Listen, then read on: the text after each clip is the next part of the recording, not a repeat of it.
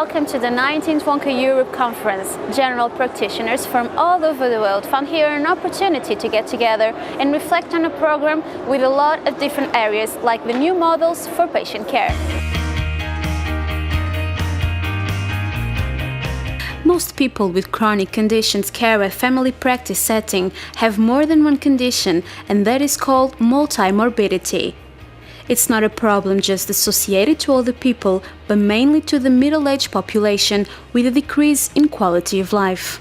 At least 60% of people over the age of 50 have multimorbidity, so family doctors are struggling to work out systems for managing these people better. Currently, most of our chronic condition management focuses on single conditions like diabetes or heart disease or arthritis. But what happens when a patient has all 3 or 4 or 5 of different conditions?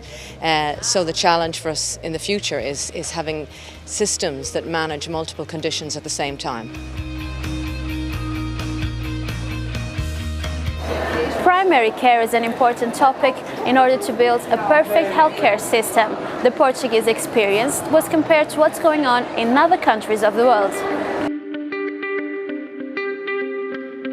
Changes in primary care have resulted in better patient care not only in Portugal but also in other countries that are investing on this important area of the healthcare system.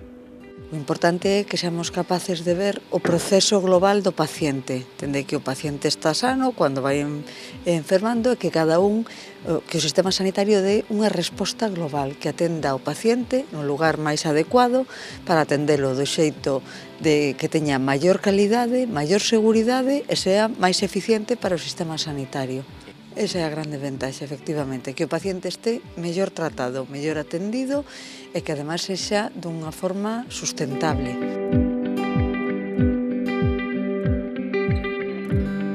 Every doctor faces challenges along the way. Knowing how to behave professionally and how to deal with financial incentives is an important question.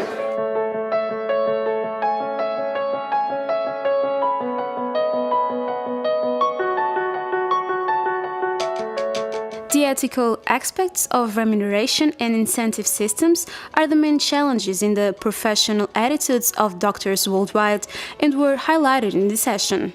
And all these systems are in place or are implemented for a reason, and they are aiming either to increase the quality of the services provided or to contain or even reduce costs. So they influence the practice of medicine, the clinical practice, and usually they work, the aim is usually achieved, but what are the side effects, so to say, what are the consequences in terms of ethical issues? Is the autonomy of patients influenced? Is the system working so that equity is maintained and that patients are treated equally regardless of their disease, for example, regardless of their whatever background? If you have a salary, some doctors can be not available after their time schedule ends, so they just say, well, my time for today has ended, so I'm going home. If you are paying for sort of fee for service, you can do more than you need just to get more pay. If you are paid for performance, sometimes you're focusing on performance and you're not taking care of patients who need, because you're only focusing on the health problems that are being paid for performance. So all have good and bad points, and we're going to debate the ethical implications of those.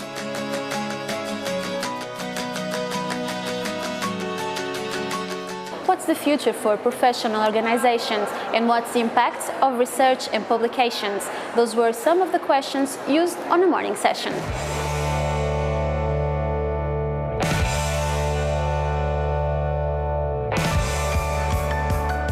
In smaller countries like Portugal, publications not always have the necessary impact. One of the main goals is to promote research and make the information available to a wider community.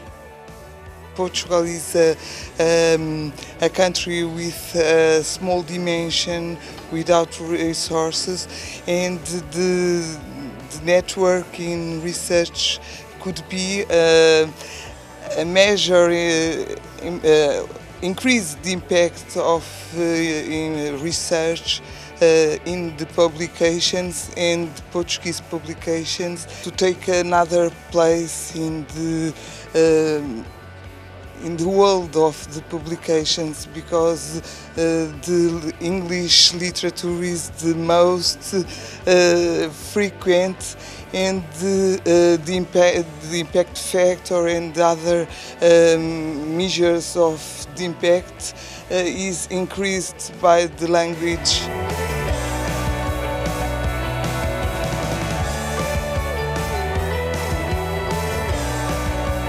How primary care may reduce the health inequalities, an important theme that led to an enthusiastic discussion.